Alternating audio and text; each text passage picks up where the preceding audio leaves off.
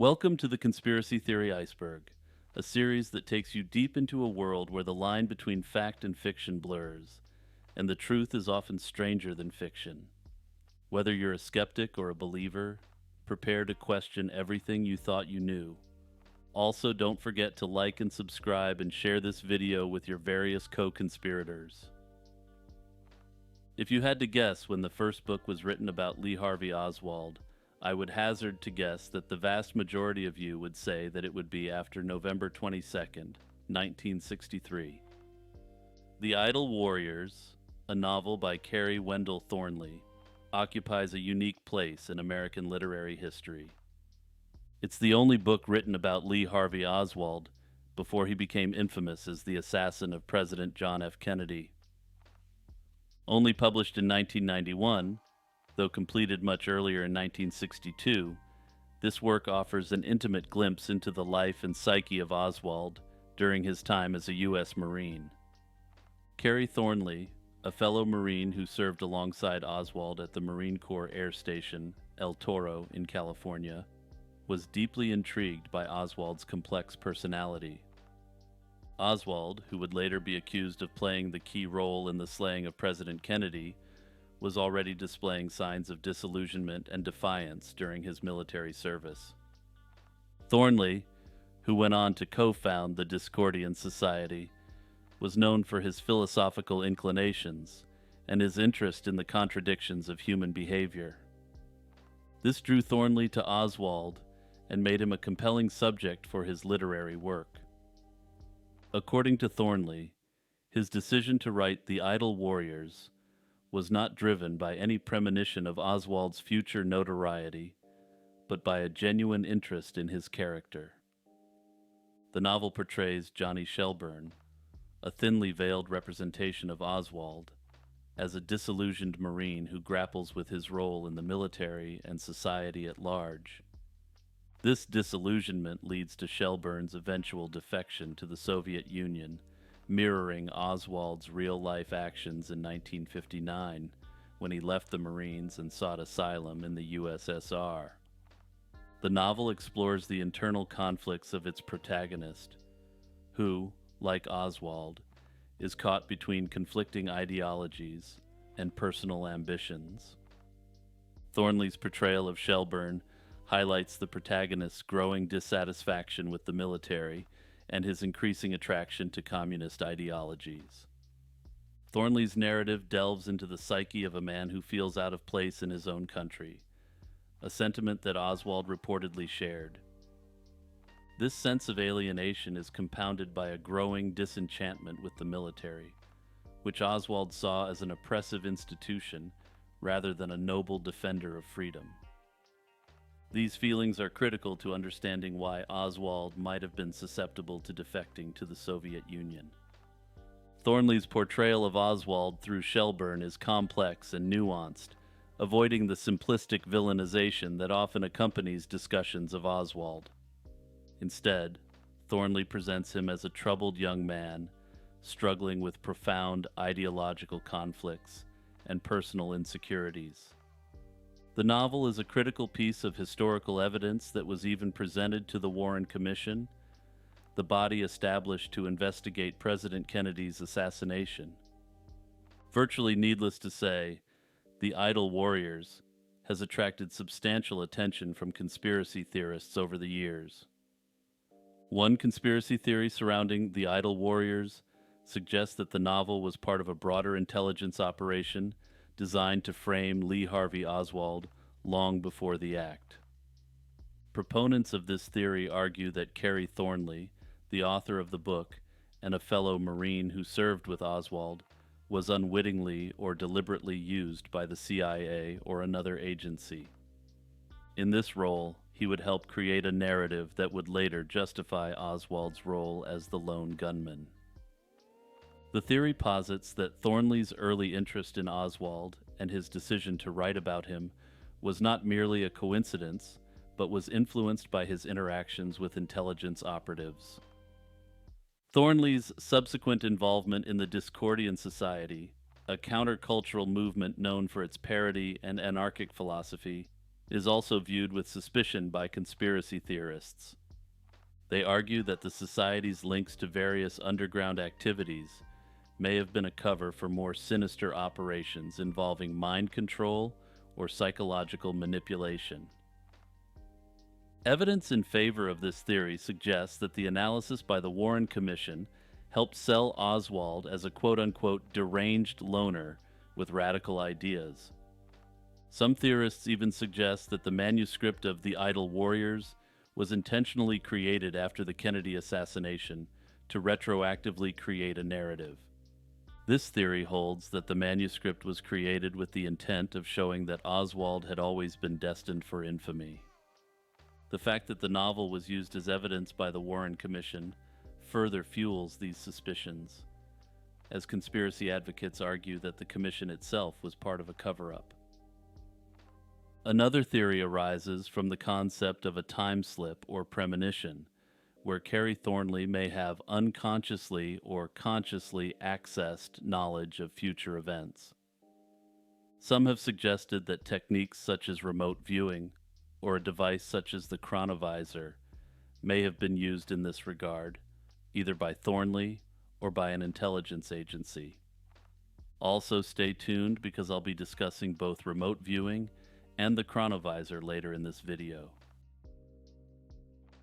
COINTELPRO, an acronym for Counterintelligence Program, was a series of covert and often illegal activities conducted by the Federal Bureau of Investigation between 1956 and 1971. These operations were designed to surveil, infiltrate, discredit, and disrupt domestic political organizations considered subversive or threatening to U.S. national security. COINTELPRO's targets ranged from communist organizations to civil rights groups, feminist movements, and anti-Vietnam War activists, among others. The origins of COINTELPRO can be traced back to the Cold War era, a period marked by heightened fears of communism and domestic subversion. The program initially focused on the Communist Party USA, which the FBI deemed a significant threat to national security.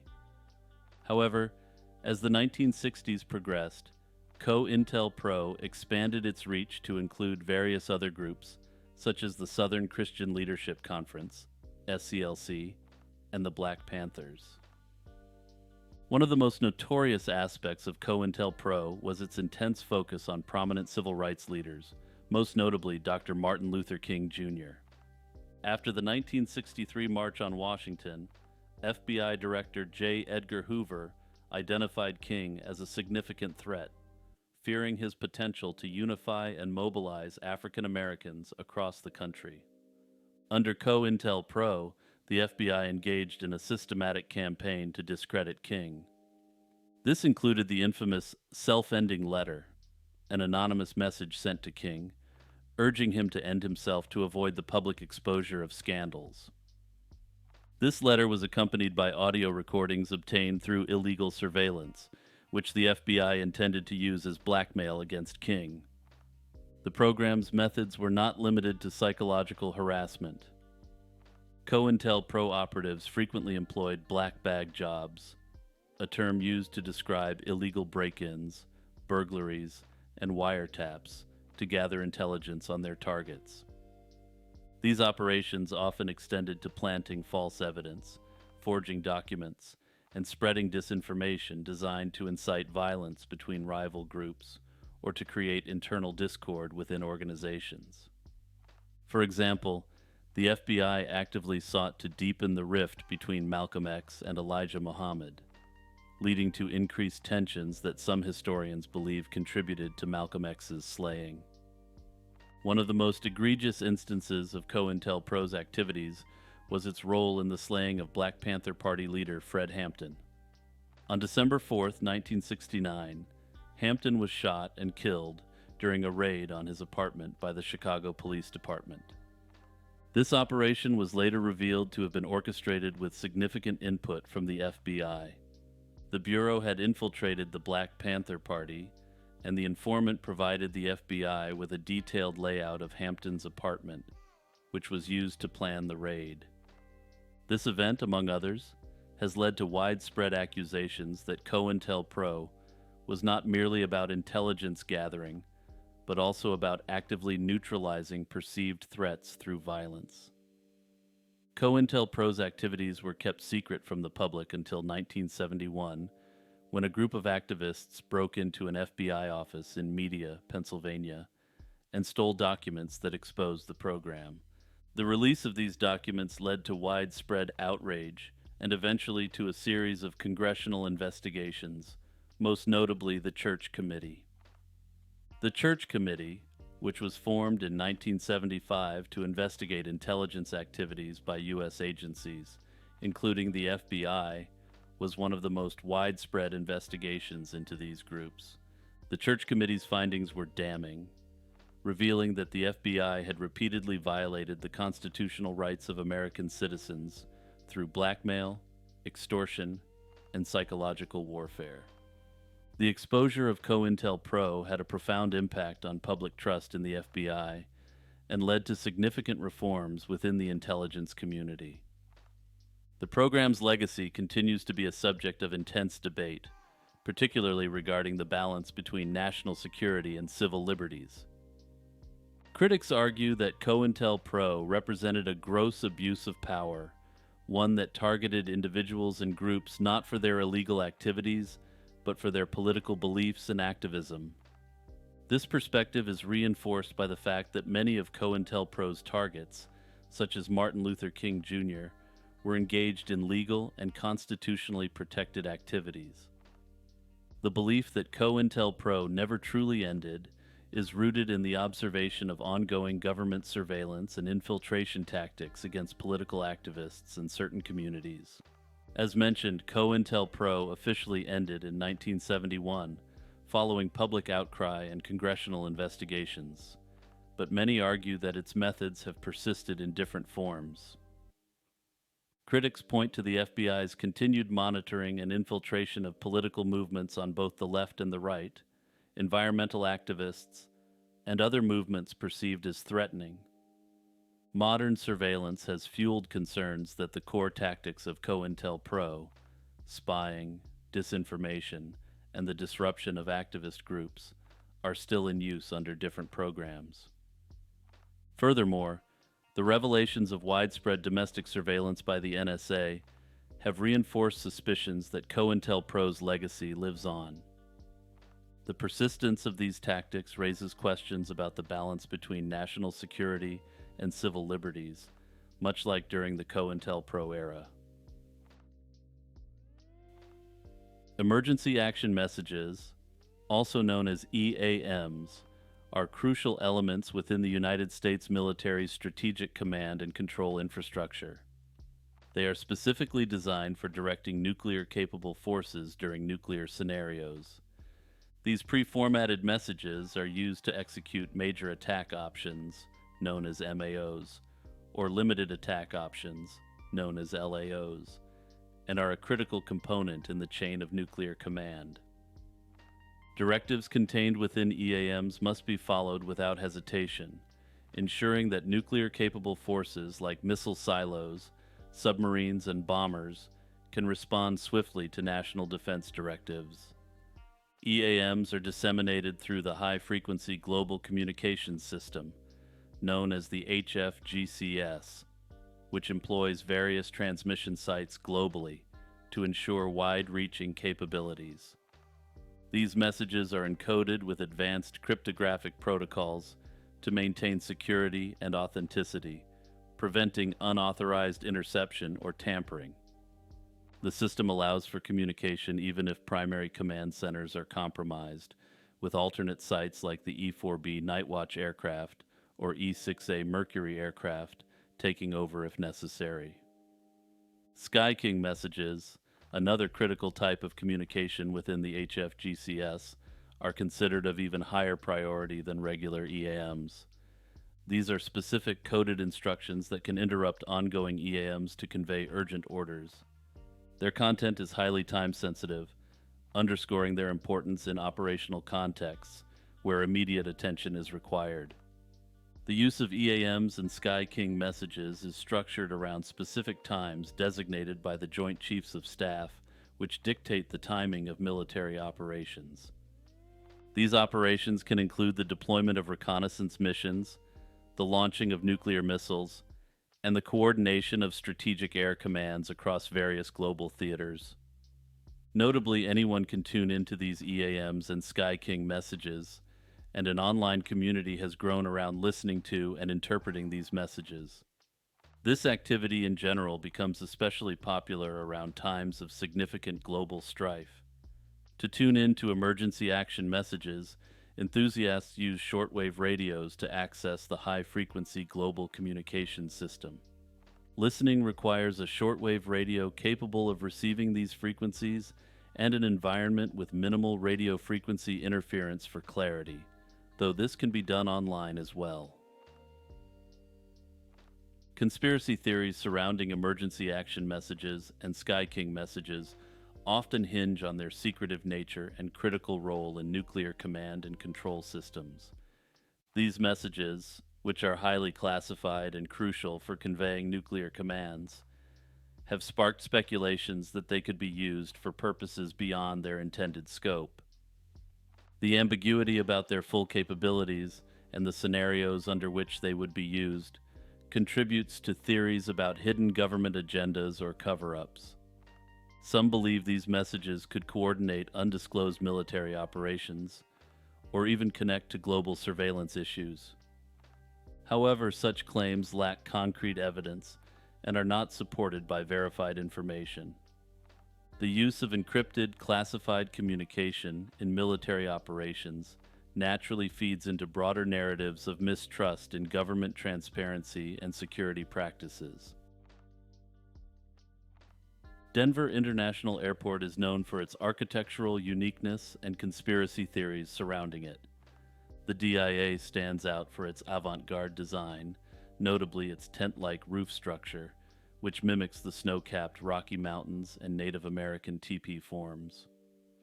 The airport's art garners significant attention, particularly a mural which depicts an individual in a gas mask and a World War II-era uniform slaying a dove. Officially, these murals are supposed to represent the triumph of children's dreams over global strife, though some view them as prophecies for a dystopian future. Another prominent feature at the DIA, the blue Mustang statue known as Blucifer, is a source of much speculation. The statue's fierce appearance, highlighted by glowing red eyes, and the tragic death of its creator, Luis Jimenez, add to its mystique. Notably, the horse fell apart in the sculptor's studio, killing him. While Jimenez intended the red eyes as a tribute to his father's work with neon signs, the statue's eerie aura has led others to associate it with apocalyptic symbolism. Further compounding the mystery is the DIA's extensive underground tunnel system. Originally designed for an automated baggage system that failed shortly after the airport's opening, these tunnels have been the subject of speculation about their possible use as military bases or fallout shelters. Adding yet another mysterious element to the airport is a capstone set in place by the Freemasons, which includes a time capsule meant to be opened in 2094. This capstone features symbols associated with the Freemasons and mentions the, quote, New World Airport Commission, further fueling conspiracy theories. Notably, officially, the, quote, New World Airport Commission has never existed in any capacity. The similarity between the name New World Airport Commission and the New World Order has been noted by even the most unobservant individuals. This, of course, leads one to question why such a reference was allowed to be made on the capstone of the project. Another conspiracy theory notes that the acronym for the Defense Intelligence Agency and the Denver International Airport are both DIA. While some have suggested this is merely a coincidence, others have suggested that this, combined with the other oddities, indicates a connection to the intelligence community. Phantom social workers. The phenomenon of phantom social workers refers to mysterious individuals who impersonate social workers to gain access to children in their homes, often under the pretense of investigating concerns. This unsettling narrative first emerged in the United Kingdom during the early 1990s and quickly spread across other parts of the world, including the United States. The stories typically involve these imposters visiting homes, demanding to see the children, and conducting examinations, and leaving parents terrified and the authorities perplexed. The first widely reported incidents of phantom social workers occurred in South Yorkshire in the UK, leading to a public outcry and the establishment of Operation Childcare in 1990. This task force was specifically created to investigate these claims. Over 250 reports were filed, but only a small fraction, about 18 cases, were deemed worthy of further investigation. Despite the extensive efforts, including media involvement, no substantial evidence of a coordinated conspiracy or successful child abduction by these imposters was ever officially uncovered. The vast majority of the reported cases were either deemed hoaxes, misunderstandings, or situations where no criminal activity was confirmed. One of the most chilling cases involved a woman named Anne Wiley, who recounted an encounter in which a woman posing as a health visitor arrived at her home with information on her son. The woman's suspicious behavior and lack of proper identification alerted Wiley, who managed to send her away without harm. However, the incident left her and her community deeply shaken, contributing to the growing concern surrounding these mysterious visitors. The motivations behind the phantom social workers remain speculative. Several theories have been proposed, ranging from criminal intent to alien abductions. Some have suggested that these so-called social workers are actually humanoid alien entities, such as Nordic aliens, or aliens who adopt human appearances for this purpose. Notably, those who subscribe to this theory point out that none of these phantom social workers have ever been apprehended. Others propose that at least a certain portion of the cases are the result of mass hysteria, and individuals believing that someone at their door is a phantom social worker. Remote viewing, RV, is a phenomenon that claims to allow individuals to perceive and describe information about distant or unseen targets through non-physical means.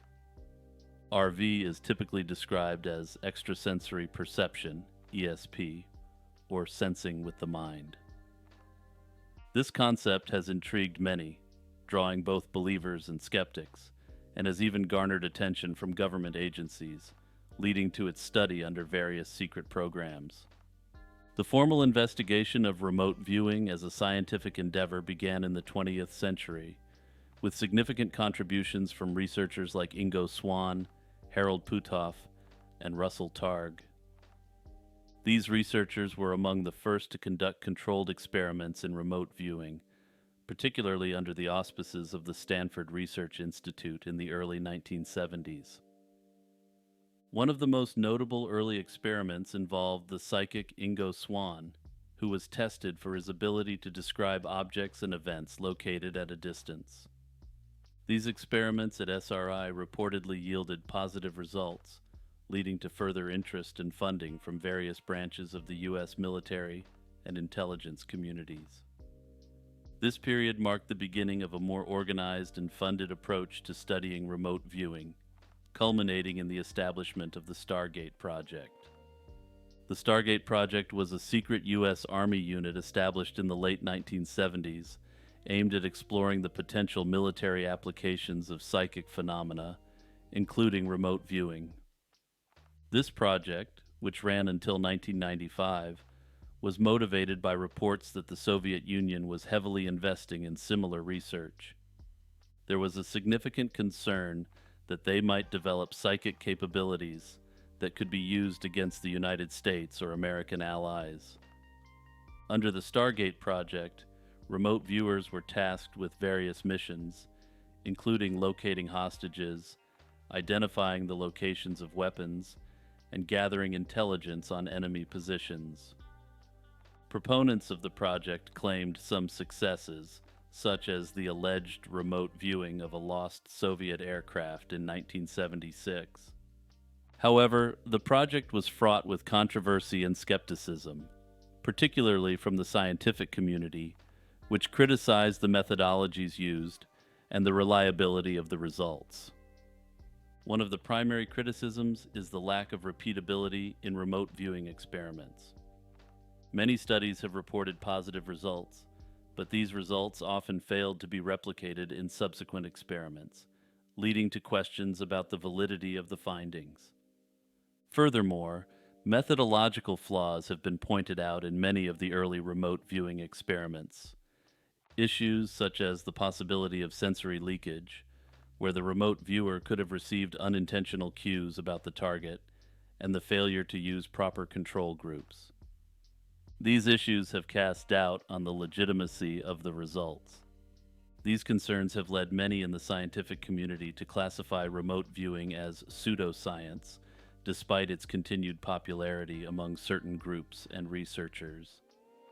One notable figure in RV includes Joseph McMoneagle, a retired U.S. Army officer who participated in the Stargate project and is often cited as one of the most successful remote viewers. He claimed to have been involved in numerous successful remote viewing operations, although these claims are often disputed by skeptics.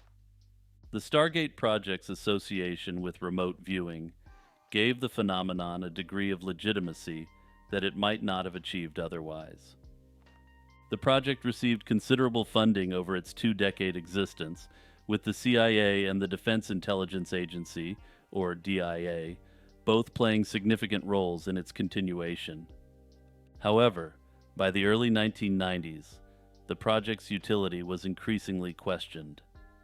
Consequently, the CIA terminated the Stargate project in 1995, marking the end of open official U.S. government research into remote viewing. The idea that remote viewing is still an ongoing government research project has persisted as a conspiracy theory for many years, despite the official closure of the Stargate project. Proponents of this theory argue that the U.S. government continued to secretly fund and conduct research into remote viewing, motivated by its potential intelligence applications. One of the central claims supporting this conspiracy theory is that the public termination of the Stargate project was merely a facade, designed to remove the controversial research from public scrutiny. The rationale behind this theory is that the government would not abandon a project that had any potential strategic value. Particularly, observers have noted that if adversarial nations like Russia or China were believed to be exploring similar research, the U.S. government would not want to allow them any potential edge. Supporters of this theory often cite the secrecy that surrounded the Stargate project and the broader field of remote viewing research. The project was highly classified for many years, and only a fraction of the related documents have been declassified. The lack of transparency and the selective release of information fuel suspicions that much remains hidden from the public. There are also claims that remote viewing is being conducted under the umbrella of private contractors or within new, more covert government programs. The idea here is that by outsourcing the research or rebranding it under different projects, the government can plausibly deny its continuation while still reaping the benefits. But that's not where the conspiracy theories regarding remote viewing end. One conspiracy theory is that remote viewing is just a psyop orchestrated by the U.S. government. This theory suggests that the entire phenomenon was deliberately concocted or exaggerated to mislead adversaries, particularly the Soviet Union. This theory posits that remote viewing was never intended to be a serious scientific pursuit, but rather a tool for manipulating both enemy states and perhaps even the general populace. By publicly funding and promoting remote viewing projects like the Stargate project, the U.S. could have created the illusion that they were making significant strides in psychic research. This, in turn, might have encouraged the Soviets to waste resources on similar pursuits, ultimately diverting attention and funds away from more practical military advancements. Notably, this is important because the United States had a significant economic advantage over the Soviet Union while the Stargate project was active. Resources expended this project were of little concern to the United States, but potentially diverted significant Soviet resources from more traditional and legitimate intelligence capabilities. Additionally, the theory suggests that remote viewing could have been used as a domestic psyop, aimed at gauging and influencing public belief in psychic phenomena. By promoting remote viewing and then leaking or declassifying certain aspects of the research, the government could have been testing the public's gullibility or readiness to accept unconventional ideas. This would allow the government to better understand how to control or influence public opinion on a broader scale. The lack of consistent, verifiable results in remote viewing experiments, coupled with the highly secretive nature of the programs, fuels this conspiracy theory. Critics argue that if remote viewing had any real efficacy, the government would not have declassified the program or allowed it to be discontinued so publicly. Instead, they contend that the whole project might have been designed to mislead, confuse, or distract, serving as a smokescreen for other covert operations, or simply as a tool for psychological warfare. Hey everyone, it's Jimmy here taking a few seconds to promote my channel and my work. If you've made it this far in the video, please do me a huge favor and hit that like button and the share button to share it with your friends. Also, remember, if you want to take it to the next level, consider signing up for the Patreon or YouTube membership for as little as 99 cents a month. You'll get access to some exclusive content and occasionally videos released in early access form. The idea that professional sports are scripted has gained traction among certain groups, fostering a conspiracy theory that challenges the integrity of various sports leagues. While many dismiss these claims as mere speculation or a byproduct of fan frustration, the persistence of this belief in popular culture suggests a deep resonance of this conspiracy. This particular theory has gained significant attention in recent years, particularly within the National Football League.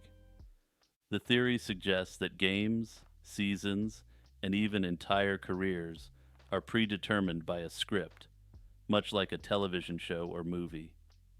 Proponents of the scripted sports conspiracy theory often point to specific instances in games that seem too dramatic or improbable to be genuine. For example, the miraculous comeback by Tom Brady and the New England Patriots in Super Bowl 51, where they overcame a 28-3 third-quarter deficit to win in overtime, is frequently cited. Skeptics argue that such a comeback, while rare, is within the realm of possibility in sports, but many remain unconvinced. Questionable officiating decisions, particularly in high-stakes games like the Super Bowl, are often presented as proof that the outcomes are predetermined. These include controversial calls that have significantly impacted the results of games, leading some to believe that referees are part of the script designed to create more drama. This drama is theorized to boost audience engagement, both through the watching of content as well as posting about the event on social media. The theory further posits that the immense financial stakes in professional sports provide a compelling motive for leagues to ensure that games follow a narrative that maximizes viewership. The financial aspect of professional sports is often highlighted as a key factor that supports the scripted sports conspiracy theory.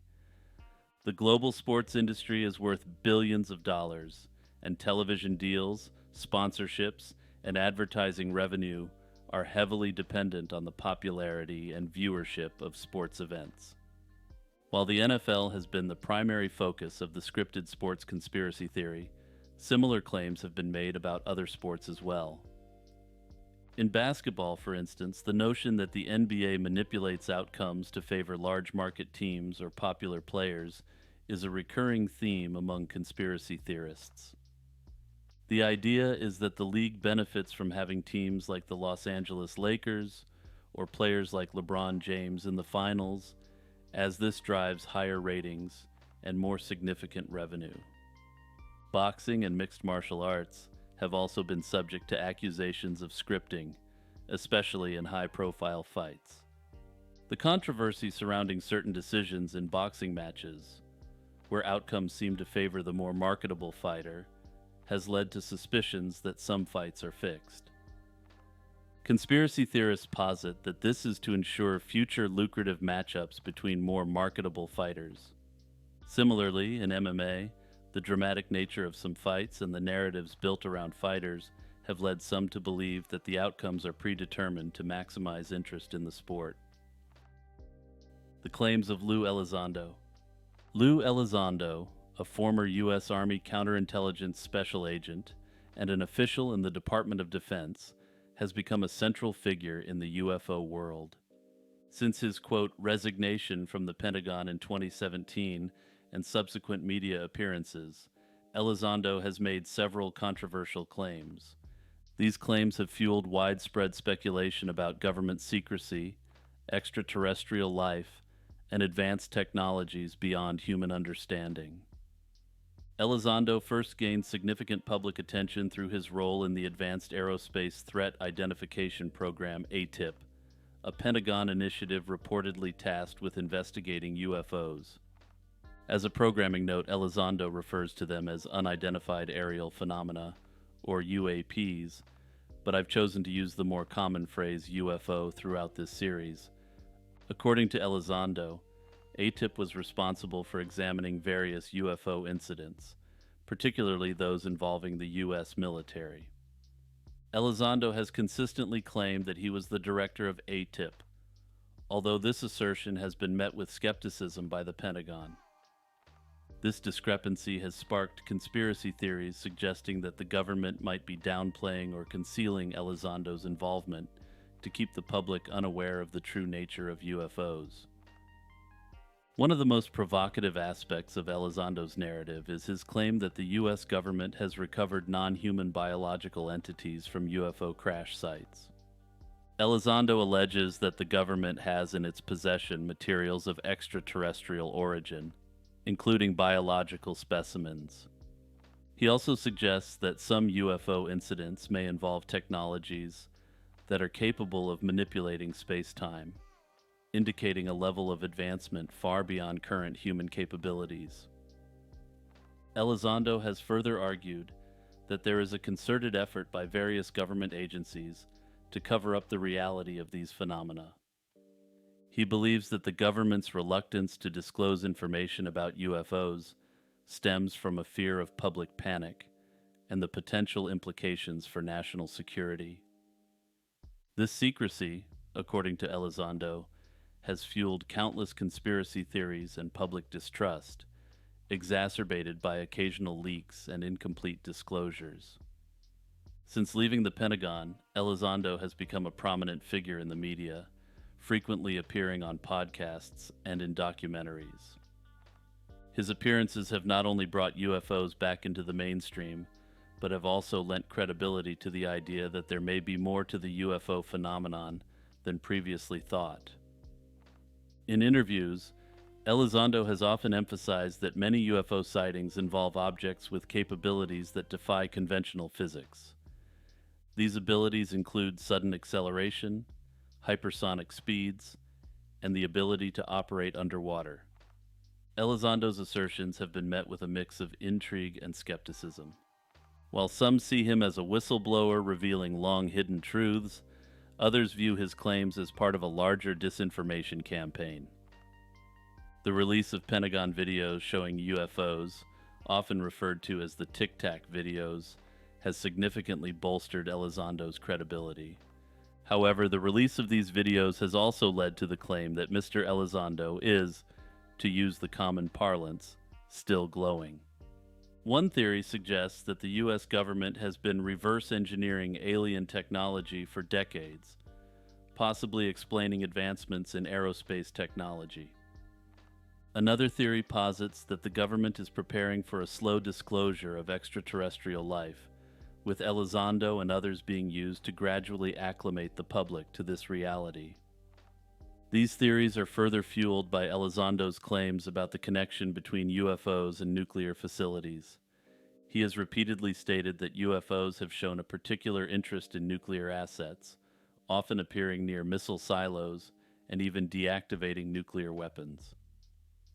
This has led to speculation that extraterrestrial entities may be monitoring or even controlling human nuclear capabilities, possibly as a means of preventing nuclear conflict. Majestic 12, often abbreviated as MJ-12, is one of the most enduring and controversial UFO conspiracy theories. The story begins in the summer of 1947, following the famous Roswell incident, where an alien spacecraft was said to have crashed in New Mexico. In response, it is claimed that President Harry S. Truman established a secret committee composed of military leaders, scientists, and government officials. This committee was known as Majestic 12. The existence of MJ-12 came into the public eye in December 1984, when a Los Angeles television producer and UFO researcher named Jaime Shandera received a mysterious package. Inside was a roll of 35mm film containing what appeared to be classified government documents.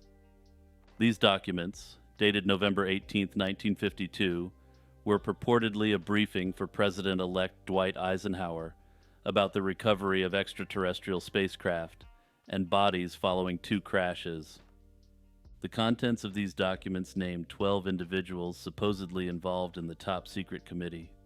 Some of the notable figures mentioned include Dr. Vannevar Bush, an influential scientist and engineer, Admiral Roscoe H. Hillenkoetter, the first director of the CIA, and Secretary of Defense James Forrestal. The documents detailed the handling of extraterrestrial materials and emphasized secrecy due to national security concerns. The initial exposure of the MJ-12 documents led to significant public interest and controversy. Famed UFO researchers such as Stanton Friedman and William Moore began investigating their authenticity. Moore and Shandera eventually teamed up with British author Timothy Good, who also received similar documents. Their findings and the subsequent media coverage in 1987 brought MJ-12 into the limelight, prompting investigations by the FBI and other entities. Despite the sensational nature of the claims, skepticism about the authenticity of the MJ-12 documents has been widespread. Many investigators have pointed out numerous anachronisms and inconsistencies within the documents, suggesting they might be elaborate forgeries. For instance, the typeface and formatting errors, as well as historical inaccuracies, have led experts to argue that the documents were likely created as part of a disinformation campaign.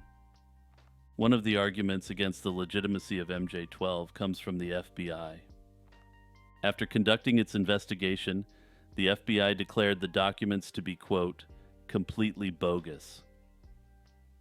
And as you know from this series, agencies like the FBI, the CIA, and the NSA are honor-bound to always tell the truth to the American public no matter what.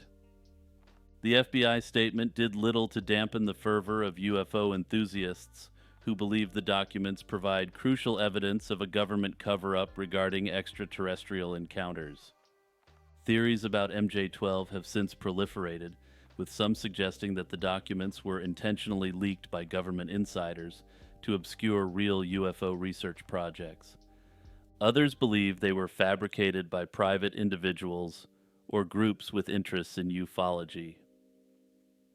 One of the aspects of the MJ-12 saga is its connection to broader UFO lore and the Cold War context. During this period, the U.S. military and intelligence agencies were deeply involved in both developing advanced technologies and countering Soviet espionage. UFO researchers suggest that some disinformation campaigns by the Air Force Office of Special Investigations might have deliberately spread UFO stories to obscure real sensitive projects. This strategy included feeding fabricated information to prominent UFO researchers who later admitted to cooperating with the Air Force Office of Special Investigations in exchange for inside information. The story of Paul Benowitz is a notable example of this disinformation strategy. Benowitz, an electronics engineer, believed he had uncovered evidence of alien activities near Kirtland Air Force Base in New Mexico. Encouraged by disinformation, he became convinced of a vast extraterrestrial presence and shared his findings with the Air Force, only to later realize he had been misled. The true origin and purpose of the MJ-12 documents remain a mystery. As with many conspiracy theories, the allure of MJ-12 lies in its blend of plausible details and tantalizing gaps, inviting both belief and skepticism. Havana syndrome is a mysterious and highly controversial condition that first came to public attention in late 2016. The first cases of Havana syndrome were reported by U.S. and Canadian diplomats and intelligence personnel stationed in Havana. Affected individuals described experiencing strange, localized sounds and sensations, such as grating noises, pressure, and vibrations, often occurring in their homes or hotel rooms. These incidents were followed by a range of symptoms, including headaches, dizziness, cognitive difficulties, and hearing loss. The symptoms have been severe enough in some cases to necessitate medical treatment, including hearing aids for some individuals. As of mid-2018, the number of Americans reporting symptoms in Cuba had reached 26, with similar cases reported among Canadian diplomats. These events led the U.S. to reduce its embassy staff in Havana and issue travel warnings. Initially, speculation centered on the possibility of a sonic or microwave weapon used by a foreign power, possibly Russia. Intelligence reports indicated that suspected Russian operatives were in close proximity to affected CIA officers during some incidents. Despite extensive investigations by the FBI, CIA, and National Institutes of Health, no definitive cause has been identified. A significant NIH study using advanced imaging techniques found no MRI detectable brain injuries or significant clinical differences between affected individuals and healthy controls. This has led to speculation about other potential causes, including mass psychogenic illness. This suggests that the symptoms might be the result of psychological factors rather than a physical attack. Havana syndrome has not been confined to Cuba. Similar cases have been reported by U.S. personnel in China, Russia, and several other countries. For example, incidents in China prompted the evacuation of staff from the U.S. consulate in Guangzhou. The CIA and other agencies have set up task forces to investigate the syndrome, but their findings remain inconclusive, at least publicly. In 2022, a CIA report stated that while most cases could not be linked to a hostile foreign power, a few incidents warranted further investigation. Despite years of investigation and various theories, the exact cause and nature of these health incidents remain unclear. Further, even if the true cause of Havana syndrome is uncovered, I suspect any findings may be suppressed to avoid international incidents and outrage. The Gulf Breeze UFO Incident. The incident began on November 11, 1987, when Ed Walters, a local contractor, claimed to have seen and photographed a UFO. Walters reported seeing a blue disc-shaped craft hovering above the trees near his home. He took several Polaroid photos of the object, which he initially submitted anonymously to the Gulf Breeze Sentinel under the pseudonym Mr. X. The Gulf Breeze Sentinel continued to publish these reports, increasing public interest and debate. Numerous residents corroborated Walters' claims, providing their own accounts of strange sightings. For instance, Art and Mary Hufford reported seeing a gray oval object flying silently over the treetops. Another resident, Jeff Thompson, and his son claimed to have seen a craft near their home, which emitted a white light and dissipated upon approach. Such reports added credibility to Walter's initial claims, suggesting a broader phenomenon beyond a single individual's experiences. The Mutual UFO Network, MUFON, conducted investigations with some members, such as Dr. Bruce Maccabee, confirming the authenticity of Walter's photos. Maccabee, an optical physicist, argued that the images provided compelling evidence of unexplained aerial phenomena. Despite the support from some UFO researchers, significant skepticism surrounded the Gulf Breeze sightings.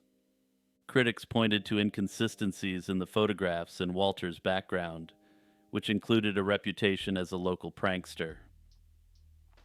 The controversy deepened in 1990 when a model resembling the UFO in Walter's photos was discovered in the attic of his former home.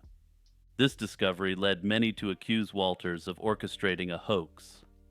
Walters denied any knowledge of the model, claiming it was planted to discredit him. Further doubts arose from technical analyses of the photographs. Some experts suggested that Walters might have used double exposure techniques to create the images. The Gulf Breeze UFO incident remains a topic of debate and speculation. Supporters argue that the volume and consistency of eyewitness reports suggest genuine unexplained phenomena. They cite the psychological and polygraph tests that Walters passed as evidence of his sincerity. However, detractors argue that it is possible to pass a polygraph test in numerous ways, including actually believing your own hoax is valid. On the other hand, skeptics view the incident as a classic example of a well-executed hoax. They point to the model found in Walter's attic, his financial gain from book deals, and the technical flaws in his photographs as strong indicators that something isn't right.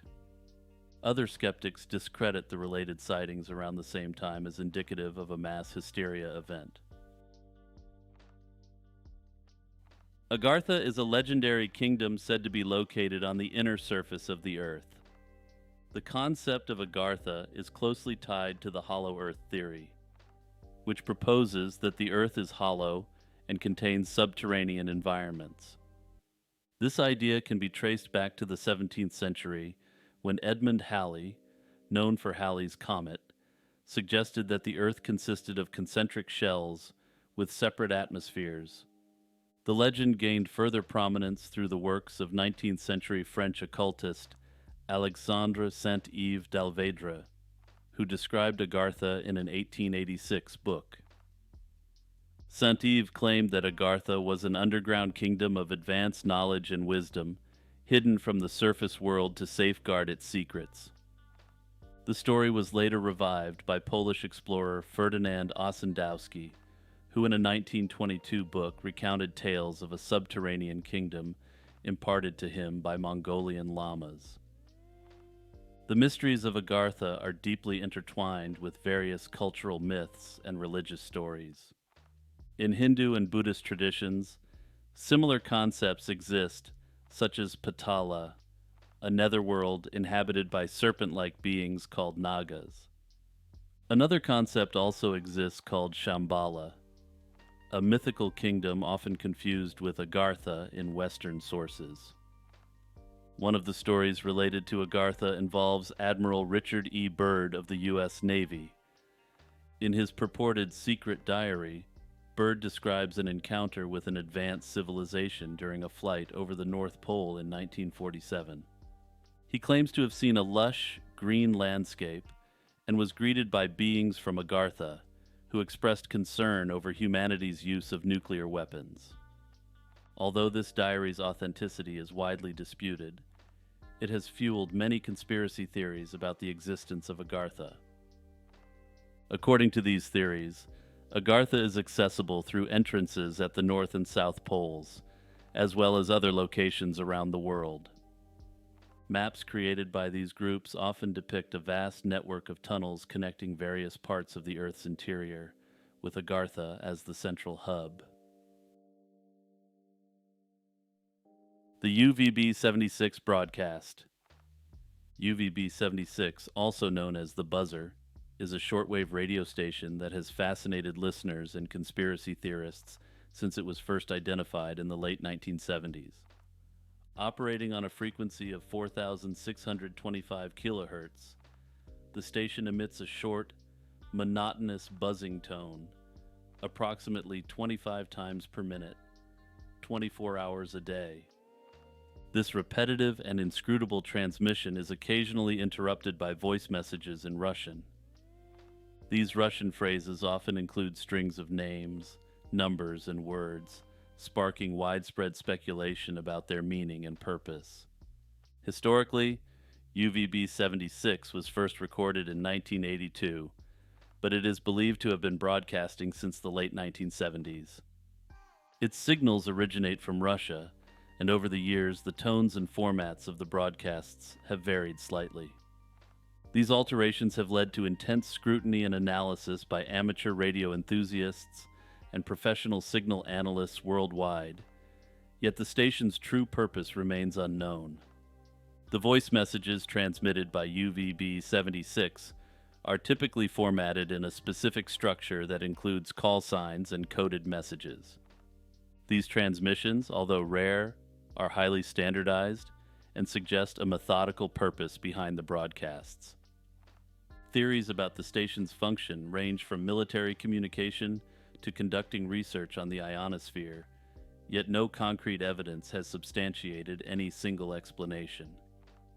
Notably, the station's activities spiked in interest when unusual transmissions, including music from Tchaikovsky's Swan Lake and other sounds, were broadcast in 2010, indicating a possible shift in the station's operation or purpose at that time.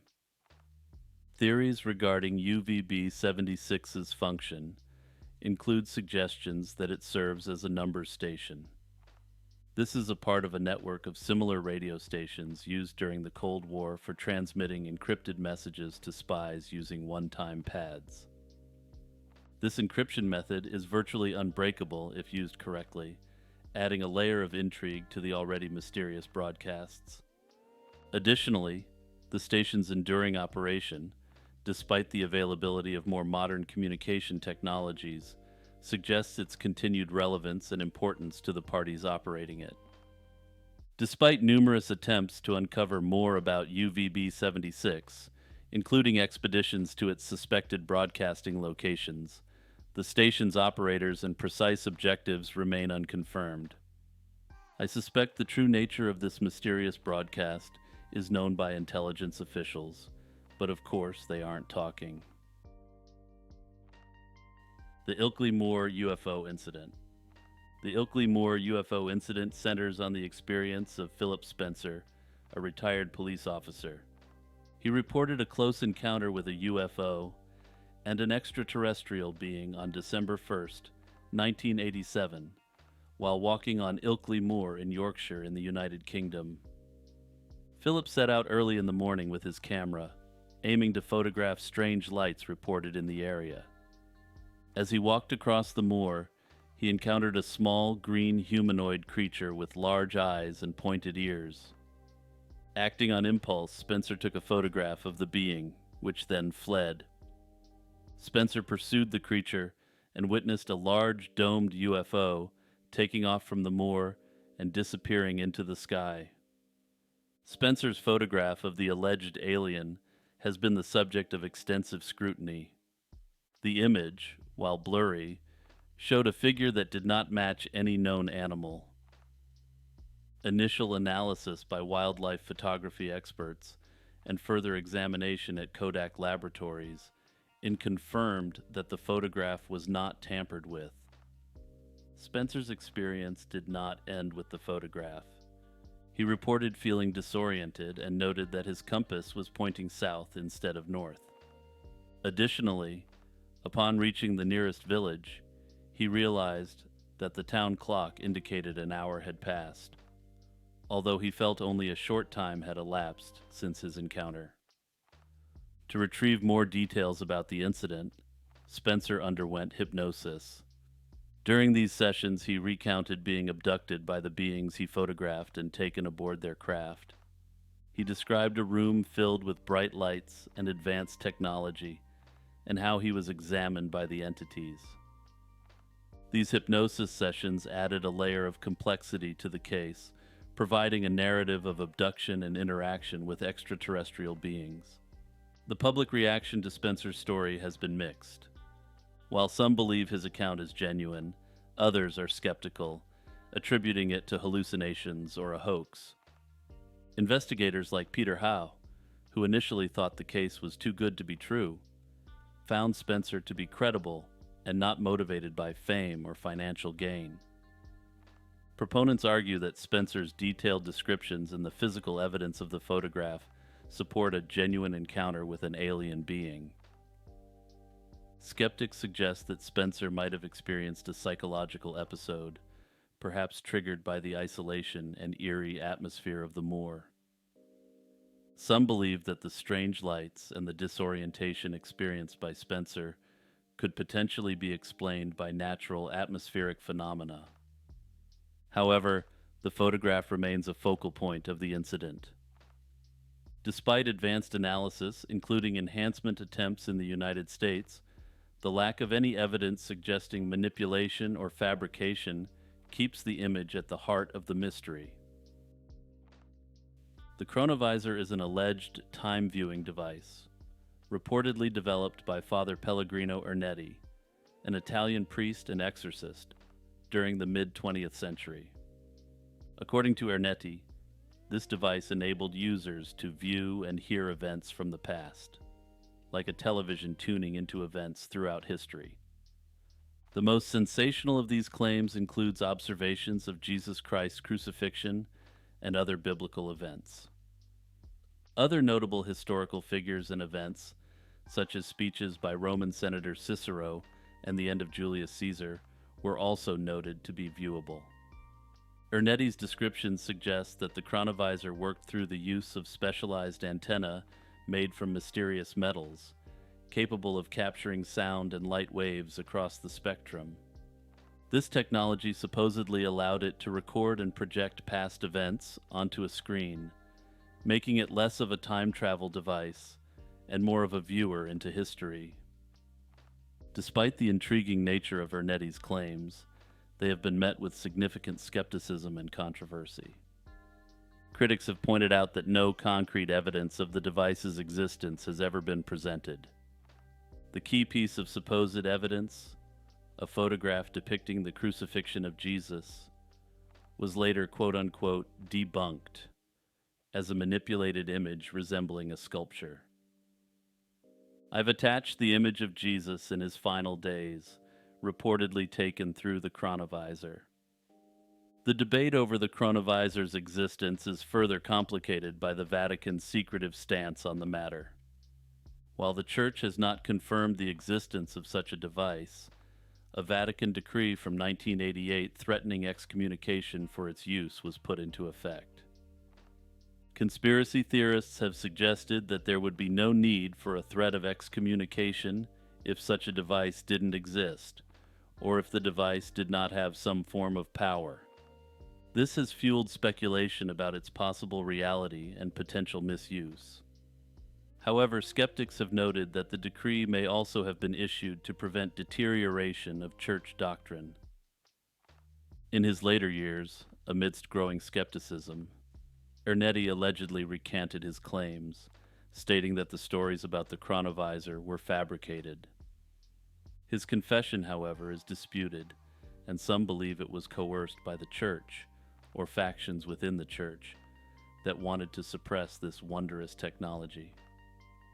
However, some theories suggest that the CIA may have taken an interest in this technology, seeking to further develop it for covert operations. The idea is that the CIA, intrigued by the potential of such a device for intelligence gathering and historical research, might have invested resources into refining the chronovisor. According to this theory, this potentially involved advanced quantum mechanics and cutting-edge technologies to enhance the supposed capabilities of the original device. Speculation abounds that the chronovisor could offer unprecedented insights into historical events or even predict future occurrences, making it a powerful tool for national security. The 1960 U-2 incident marked a significant escalation in Cold War tensions between the United States and the Soviet Union. On May 1, 1960, a U.S. Lockheed U-2 spy plane, piloted by Francis Gary Powers, was allegedly shot down by the Soviet Union during a reconnaissance mission over Soviet territory.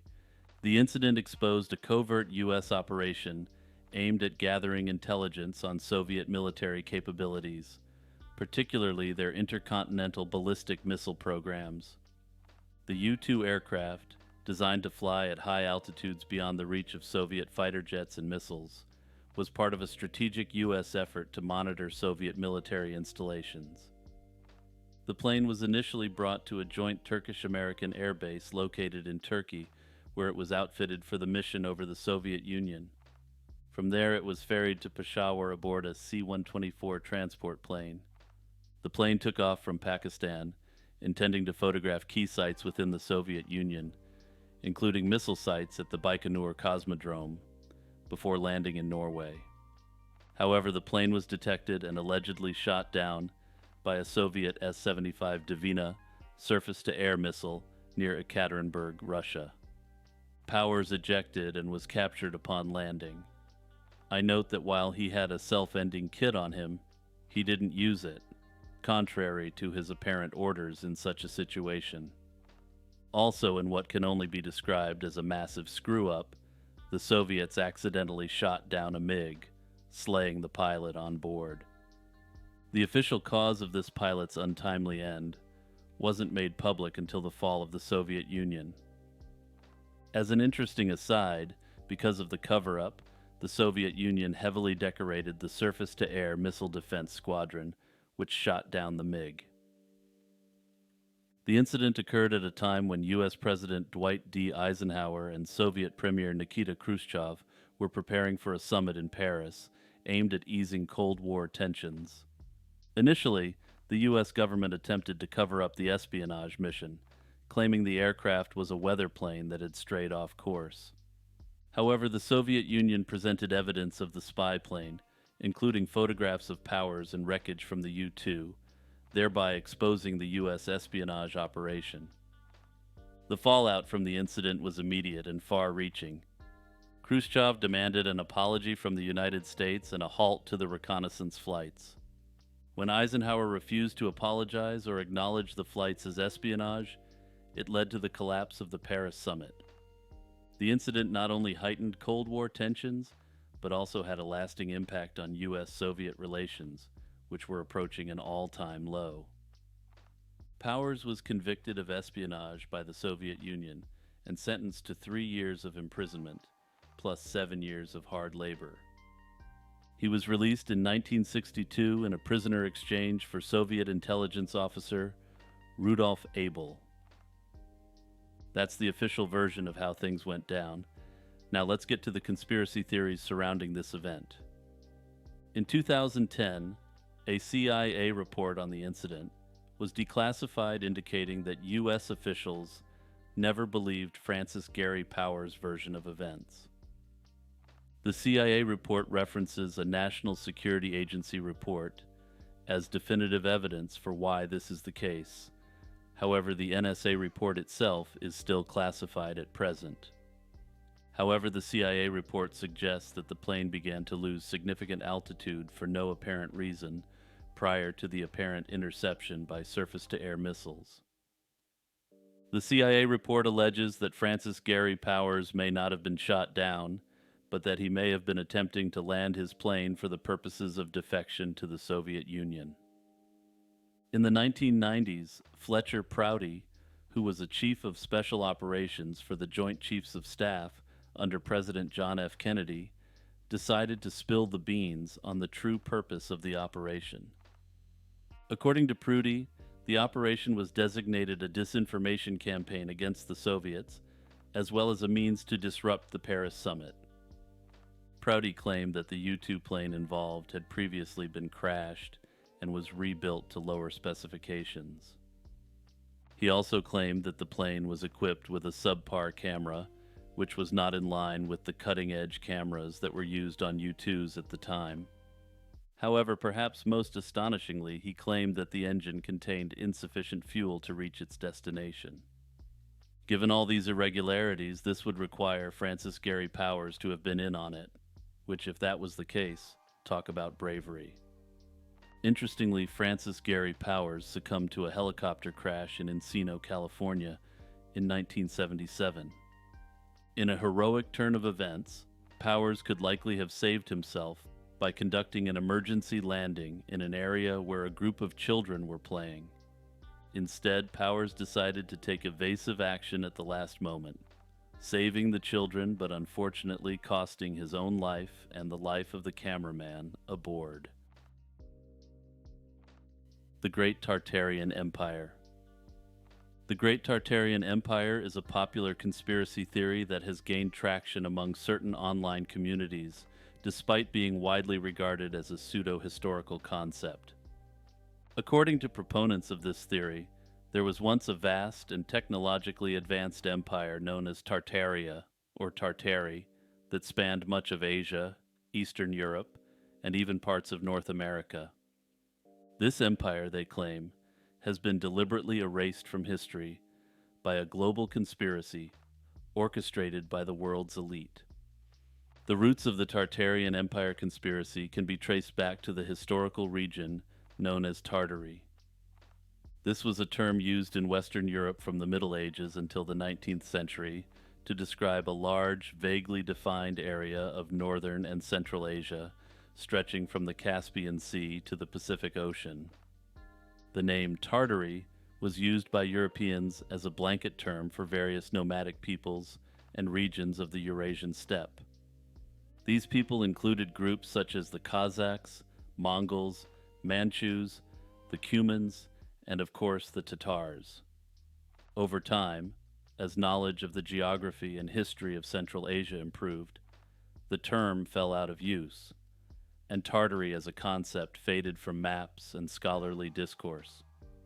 However, the maps and writings referring to this vast place persisted, creating evident confusion for further generations. For instance, in the map used for this portion of the video, Tartary has been divided into Russian or Muscovite Tartary, Chinese Tartary, and independent Tartary, reflecting the realms of the Kazakhs and more. Advocates of the Tartarian Empire theory assert that this empire was not only real, but also extraordinarily advanced. They often point to grandiose buildings, such as those with Greco-Roman and Renaissance architecture found across the world, claiming that these structures are remnants of Tartaria. They argue that the world's elite, including historians, governments, and educational institutions, have systematically suppressed the truth about Tartaria to maintain control over global narratives of history and progress. One of the most common claims within this conspiracy theory is that of the mud flood. Proponents suggest that a catastrophic event, possibly a global flood of mud, buried much of the world's infrastructure, and what we see today are merely the tops of ancient Tartarian buildings. The Tartarian Empire conspiracy theory has gained momentum in recent years, largely through social media platforms and websites dedicated to alternative histories. It has been linked to broader conspiracy theories, such as those proposed by Anatoly Fomenko in his New Chronology theory. Fomenko, a Russian mathematician, argues that much of recorded history, as we know it, is a fabrication, and that events and empires have been misdated or even invented. He suggests that the history of the world is much shorter, and that the so-called Tartarian Empire was one of the dominant powers before it was erased from history. Despite the lack of credible evidence supporting the existence of the Tartarian Empire, the theory has attracted a diverse following. Area 51, a highly classified United States Air Force facility located in the Nevada desert, has long been at the center of some of the most enduring and elaborate conspiracy theories in modern history. Established in 1955, Area 51 was initially used for the testing of the U-2 reconnaissance aircraft, a crucial element in the United States intelligence operations during the Cold War. The remote location and the extensive security measures made the site ideal for conducting classified military projects. Over the decades, the base has evolved into a hub for the testing and development of advanced military aircraft. Of the publicly known developments which occurred there, these have included the A-12 Oxcart, the SR-71 Blackbird, and the F-117 Nighthawk stealth fighter.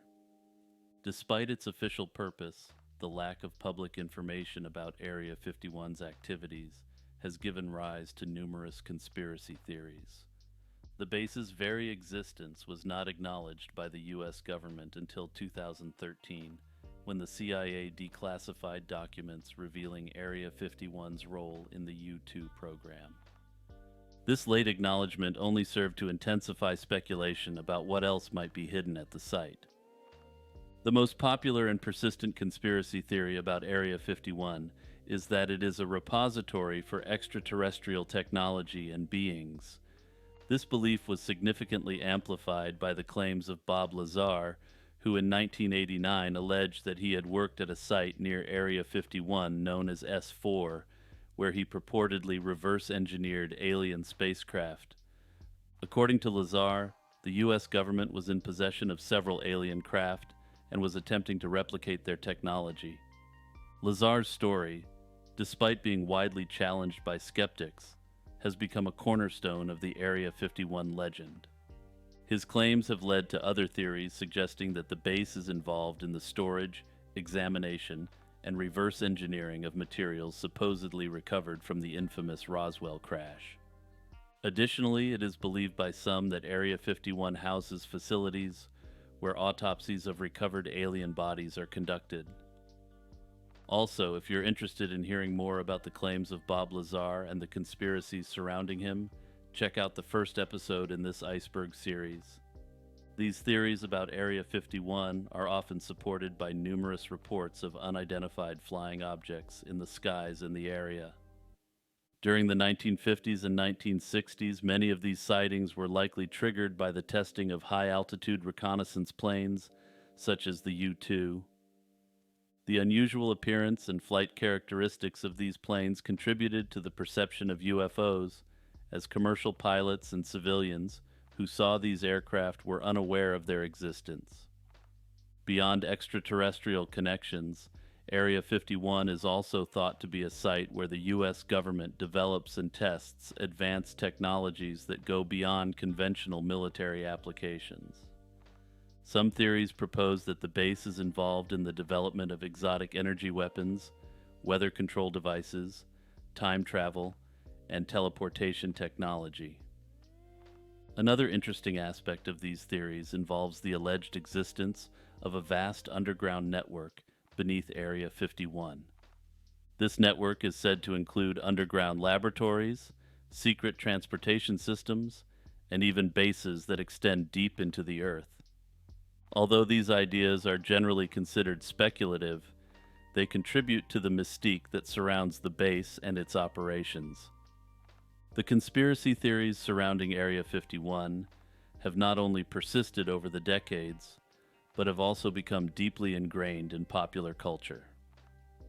One of the most notable examples of public engagement with these theories occurred in 2019, when a viral internet campaign titled Storm Area 51, They Can't Stop All of Us, was launched. The campaign, which started as a joke, quickly gained momentum, with millions of people expressing interest in participating in a mass raid of the base to uncover its secrets. Although the event did not result in an actual raid, it demonstrated the enduring fascination and curiosity that surrounds Area 51 and the goings-on there. The Pascagoula alien abduction is a UFO encounter that occurred on the night of October 11, 1973. This incident involved Charles Hickson and Calvin Parker, who reported being abducted by extraterrestrials while fishing along the Pascagoula River in Mississippi. On that evening, after finishing work at a local shipyard, Hickson, aged 42, and Parker, aged 19, decided to go fishing. The tranquility of their fishing trip was shattered when they heard a buzzing sound and witnessed an oval-shaped object with flashing blue lights hovering above the ground. According to their accounts, 3 creatures with robotic humanoid appearances emerged from the craft. Parker reportedly fainted due to the shock, and Hickson claimed that they were both floated aboard the craft by these beings. Inside the UFO, Hickson described being examined by a mechanical eye-like device, which seemed to scan his body. Parker later recounted similar experiences, though he had initially reported passing out. The entire ordeal lasted approximately 20 minutes, after which they were returned unharmed to their original location on the riverbank. No loss of time was reported, as is common in these sorts of events. Further, the description of the beings given in this event were not the standard gray aliens or other such common alien archetypes. Immediately after the incident, Hickson and Parker sought help from local authorities. They first contacted Keesler Air Force Base and were redirected to the Jackson County Sheriff's Department. The sheriff, suspecting a hoax, secretly recorded their conversation, hoping to capture them confessing to a prank. However, the recording only captured their genuine distress and confusion about the event. The case quickly attracted widespread media attention and became a significant subject within UFO research circles. The Pascagoula incident is particularly notable because of the detailed physical descriptions of the abductors. Over the years, this incident has been subject to skepticism and numerous investigations. Some believe that this was a legitimate close encounter, citing others seeing strange lights in the area as proof of this. Some researchers suggest that the abduction experience could have been a case of hypnagogia, a psychological phenomenon involving hallucinations between wakefulness and sleep. Others, however, consider the emotional distress and consistency in Hickson and Parker's accounts as indicative of an actual extraterrestrial encounter. Others have speculated that Parker was suggestible and just went along with what Hickson experienced. Both men maintained their stories until their respective passings, with Parker appearing to be particularly distraught when describing the encounter in interviews. Further, Parker suffered mental health problems throughout his life, which he attributed to the uncanny nature of the experience. Dowsing is a practice that has captured human imagination for centuries. It involves the use of a simple instrument, such as a forked stick or metal rods, to locate underground water, minerals, and even lost objects. The practice of dowsing dates back to at least the 16th century, with early records suggesting its use in mining operations across Europe. For instance, in the 1550 edition of Cosmographia by Sebastian Munster, a woodcut illustration depicts a dowser using a forked rod to locate mineral veins. This practice was believed to be particularly effective in the rich mining regions of Germany, where miners would rely on the virgula divina, or divining rod, to discover valuable ores. The technique soon spread to other parts of Europe, including England, where it was employed in royal mines and by German miners working in the tin-rich regions of Devon and Cornwall. Throughout history, dowsing has been associated with various mystical and supernatural explanations. In the 17th century, the philosopher Robert Boyle observed a dowser at work and noted the apparent lack of physical force exerted by the practitioner.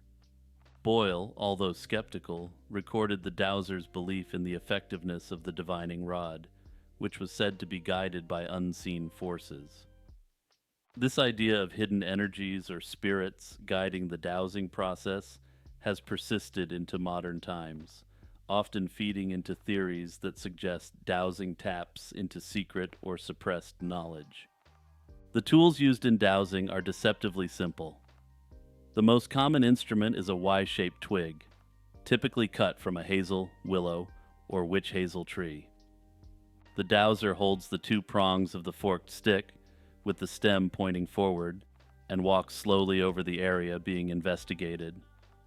When the rod dips or twitches, it is taken as a sign that water or some other sought-after substance is present below. In some cases, dowsers use metal rods, pendulums, or mysterious boxes filled with unknown substances to guide their search. Proponents of dowsing offer various explanations for how it works. Some claim that the dowser is sensitive to Earth's energies or vibrations that emanate from underground water or minerals. Others suggest that dowsers possess an innate psychic ability that allows them to detect these hidden resources. The longevity and persistence of dowsing in popular culture have given rise to numerous conspiracy theories. One common theme is the idea that dowsing represents ancient knowledge or technology that has been deliberately suppressed by scientific and governmental authorities.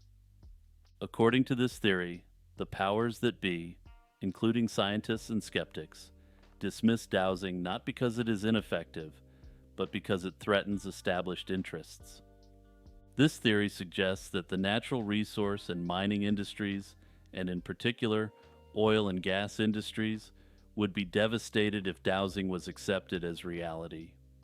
Some conspiracy theorists argue that dowsing is connected to a secret tradition of occult practices that have been handed down through the ages.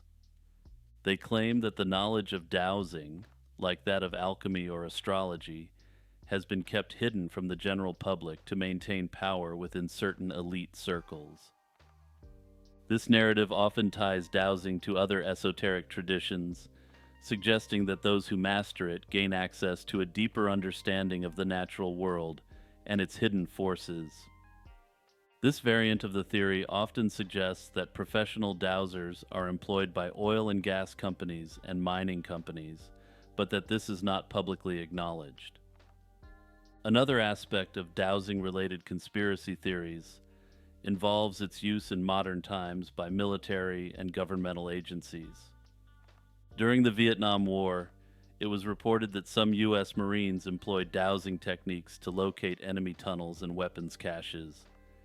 This revelation has led some to speculate that dowsing is secretly used by military forces around the world, potentially as part of classified research into paranormal or psychic warfare. The Georgia Guidestones, often dubbed America's Stonehenge, were a granite monument erected in Elbert County, Georgia in 1980. In June 1979, a man using the pseudonym R.C. Christian approached the Elberton Granite Finishing Company with plans for a large granite monument. Claiming to represent a group of concerned citizens, Christian insisted on anonymity, and even had local banker Wyatt C. Martin sign a confidentiality agreement. Despite initial skepticism, the funds were secured, and the construction proceeded. By March 1980, the monument, consisting of 4 vertical slabs surrounding a central stone and topped with a capstone, was unveiled. The Guidestones stood over 19 feet tall and weighed approximately 250,000 pounds. The monument served not only as a supposed philosophical guide, but also as an astronomical calendar. Its design included several features that aligned with celestial phenomena, such as a hole through which the North Star could be seen. Further, there was a slot that aligned with the sun during solstices, and a capstone hole that allowed sunlight to mark noontime on the central stone. The striking aspect of the Guidestones were the 10 guidelines inscribed in 8 languages: English, Spanish, Swahili, Hindi, Hebrew, Arabic, Chinese, and Russian. These guidelines proposed ideas for post-apocalyptic humanity, including maintaining a population under 500 million, uniting humanity with a new language, and balancing personal rights with social duties. These inscriptions sparked much debate and conspiracy theories, with some interpreting them as a call for a new world order. Many locals and various conspiracy theorists viewed the monument with suspicion, often labeling it as satanic or linked to secret societies like the Rosicrucians or the Illuminati. The true identity and motives of R.C. Christian remain a mystery, fueling speculation and wild theories about the monument's purpose and the intentions behind its construction. Some theorists believe that the name stands for Christian Rosenkreuz, the alleged founder of the Rosicrucian order. The guidestones were frequently targeted by vandals, who defaced them with graffiti and attempted to damage the structure. Security measures, including surveillance cameras, were installed to prevent such acts. The most dramatic event occurred on July 6, 2022, when an explosive device significantly damaged the monument, leading to its complete dismantling later that day for safety reasons. Despite investigations, no suspects have been publicly identified, and the motive behind the bombing remains unclear. While the physical monument no longer stands, its legacy endures through discussions and theories. The Polybius arcade machine is a compelling and mysterious part of video game folklore, wrapped in conspiracy theories and urban legends. The story of Polybius dates back to the early 1980s in Portland, Oregon, where it is claimed that a sinister arcade game caused severe psychological and physical effects on those who played it. The game, named after the ancient Greek historian Polybius, allegedly appeared in arcades in 1981, only to disappear shortly after, leaving behind only disturbing memories. According to the legend, Polybius was no ordinary arcade game. It was housed in an all-black cabinet and reportedly had gameplay that was both mesmerizing and disorienting. Players were said to experience intense psychoactive effects, including nausea, seizures, night terrors, and even amnesia. Some accounts go further, suggesting that players developed obsessive behaviors or suffered from questionable thoughts after playing the game. To add to the intrigue, mysterious men in black were said to periodically visit the arcades, collecting data from the machines, not quarters. The game's supposed effects and the involvement of shadowy figures fueled speculation that Polybius was part of a government experiment. Some have speculated that it was possibly related to mind control techniques, similar to those explored in the infamous MK Ultra program. Though no concrete evidence links Polybius to such experiments, the association has become a central part of the game's mythos. The first known mention of Polybius appeared in the late 1990s on a website called coinop.org, which documented various arcade machines. The entry described the game and its strange effects, providing the first public reference to its alleged developer, a company called Sinneslotion. This name, which translates from German to sense delete, only added to the game's eerie reputation. However, some skeptics have noted that the German phrase is awkwardly constructed, suggesting it might have been created by someone not entirely familiar with the language. Further complicating the legend is the figure of Stephen Roach, who in 2006 claimed to have been involved in the development of Polybius. According to Roach, the game was created by a small group of developers working for Sinneslotion, under contract with an unnamed American company. He asserted that the game was designed to be highly addictive, utilizing innovative graphics and sounds.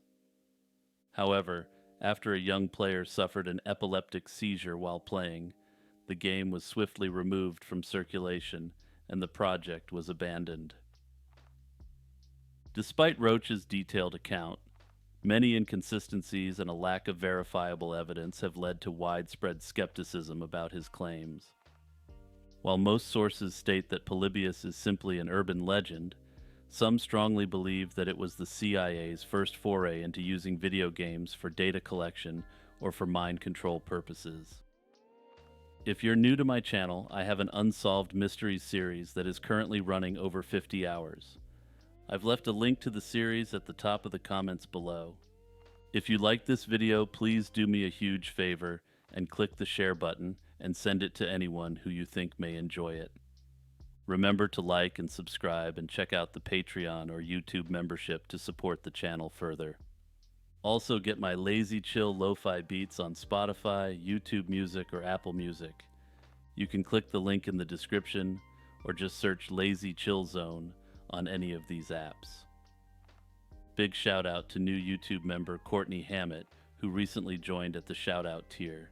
Shout out to my patrons Iced Mocha, Kurt the Squirt, Monoxide Wendigo, Jeffer Metcalf, Z Volts, Zach Steele, Franz Tech, Unknown Delusions, Faye, Jack Russell, Boomslang, Spookiest Becky, Vespertine, Metanova, Will Rowan, Crab Nebula, and Blasphemous.